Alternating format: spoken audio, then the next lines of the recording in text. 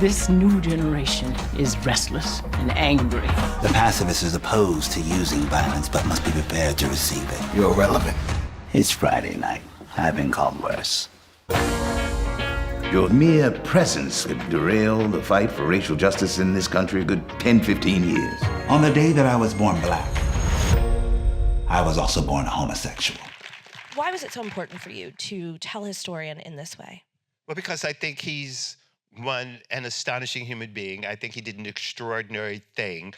I mean, he did many extraordinary things, but he clearly was the organizing brain behind this monumental event. I mean, he laid the groundwork. There have been many marches since then. And one of the things, which is what I think is really incredible about him, is the word activism is used a lot. And one of the things that I think he did was he put the verb in the word activism. It's the details, it's the doing, it's the planning, it's the thinking, it's the organizing, it's the inspiring, it's the pushing and the shoving and not relenting until you come out on the other side. So I think that's just phenomenal. And it's also embedded in history are these phenomenal people who, when you go inside their stories, they give you a power to continue. They give you a roadmap for what you must do to take on the moment that you are living. So you must protect and you must know them and you must celebrate them. Absolutely. Bruce, for you, I mean, I know that is part of your mission as well. In many ways, art is activism. Exactly. You know, for all of you, I would love to hear from you, Bruce, Tonia, Branford as well, your relationship to Bayard and how you first found out about his incredible story. There was a moment in the 90s where the LGBT community knew who he was and had recognized him as an icon. And so when Lance Black sent me the script about 4 or 5 years ago, I was deeply excited and knew right away that it was something I would love to be a part of. And I assumed that some of the community would still know him, and I was really surprised to find out that less people knew him even than had in the 90s. I didn't realize that was a thing, but it made me all the more determined to try and get this story made. And so happily and fortunately, the two people that I took it to were George C. Wolfe and Tonia Davis, and the rest will hopefully be Bayard taking his rightful place in history. Tell me about that phone call then, Tonia, when you hear about this. It was, hi, this is Bruce Cohen. I have something I'd love to share with you. Please give me a call. I called him back right away. And he said that he and George Wolfe and Lance Black and Julian Brees had this amazing screenplay about Bayard Rustin. And I actually only knew who Bayard was because he had received the Medal of Honor from my now boss, President Obama, but at the time that he bestowed that medal, obviously he was president.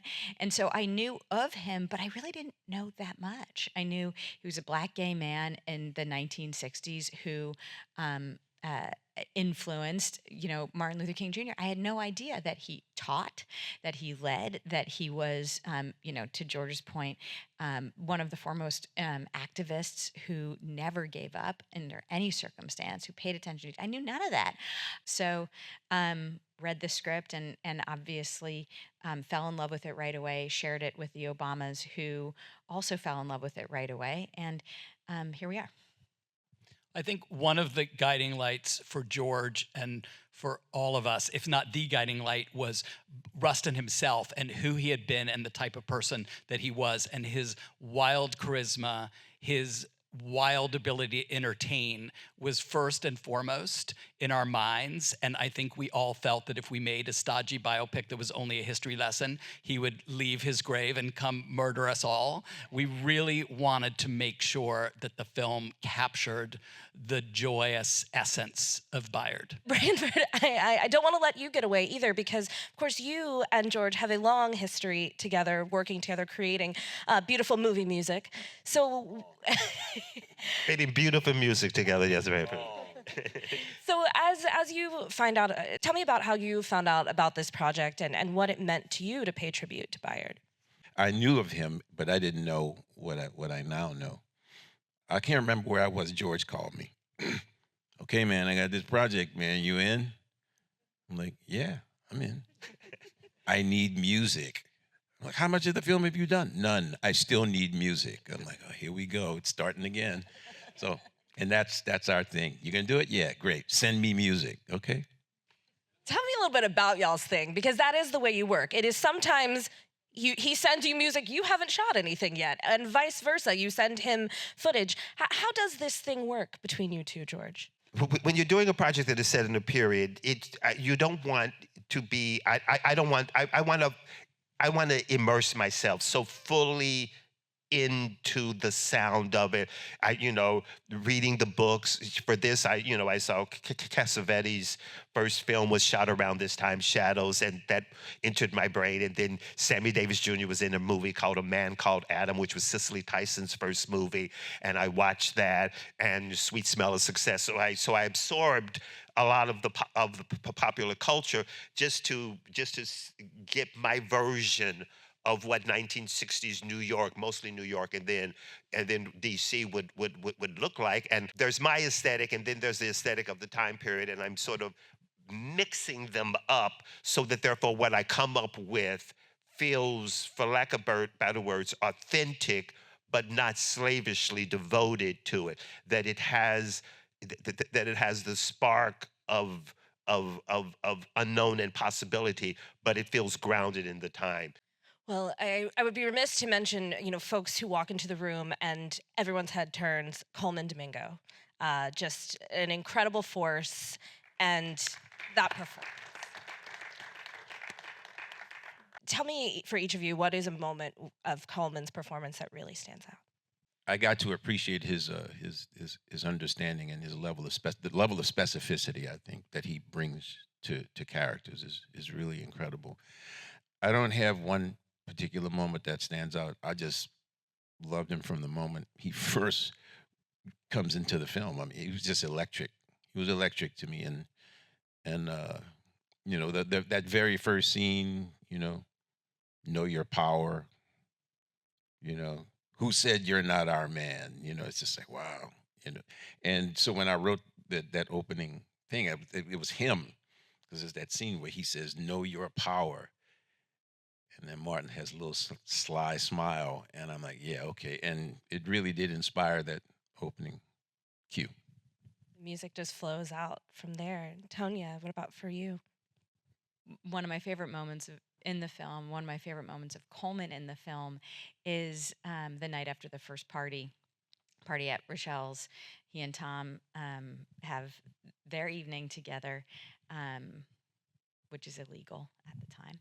And the next morning, as he's drawing and coming up with the ideas, and all the young people come in the moment of angelic troublemakers. When I'm watching that is the moment when I see Coleman embody him in this way that also feels so honest to who Coleman is, who was such a leader, such a troublemaker, rabble-rouser, mischief maker in the best possible way, with all the young people.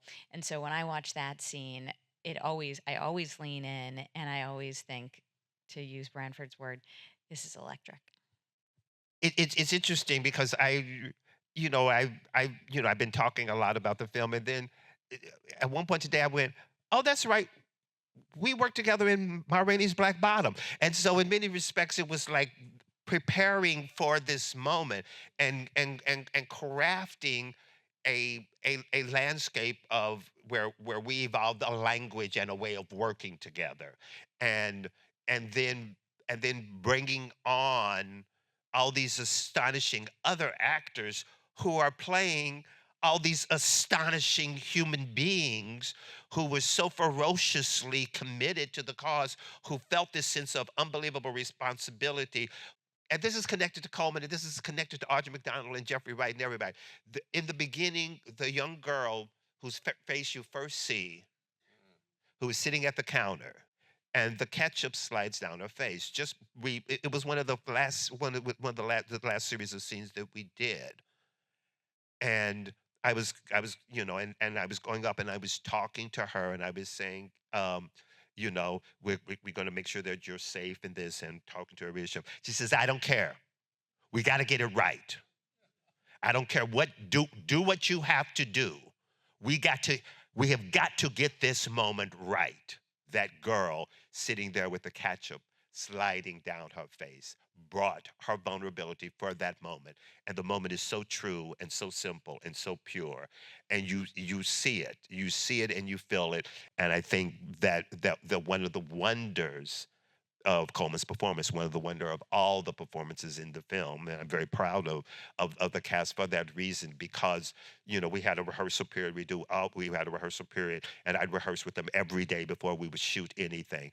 Is the purity of heart and not just the talent, but the purity of heart and conviction and sense of responsibility, qualities which Bayard, had oozing out of every pore every single day, and on the crew and everybody working on it, brought that same sense of responsibility and commitment and focus and generosity and heart.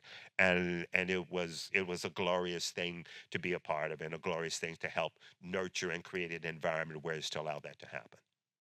Well, thank you all for doing whatever it takes. Thank you all for joining us. Thank you all for coming. And just a reminder, Rustin in theaters on November 3rd and streaming on Netflix beginning November 17th. Thank you. Thank you. Thank you. Thank you very much.